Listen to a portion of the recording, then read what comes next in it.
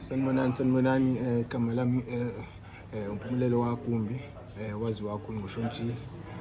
So ngila njengamanje representing Imvelo Social Development of which NPC esisebenza nawo nabafowethu sihlanganisile esicabanga ukuthi izosiza kakhulu nasemphakathini because into esifuna ukuyenza ukuthi si-develop ama-talents because sisebenza nge-art mostly with us because into esiyenzayo kahle kahle we go to ejele, we go to emphakathini, we go to ezikoleni sivukuze lokho okukhona noma bekuthiwa kancane kodwa sokwenza kube kukhulu ngoba thina inhloso yethu ukuthi sivikele i-youth from ama-drugs, from bullying, from lezo zonke le teenage pregnancy yabo kuzona zonke lezi zinto ezikanjalo. So sizama ukuthi sakhe umphakathi so follow nepage lethu, follow TikTok, follow Facebook,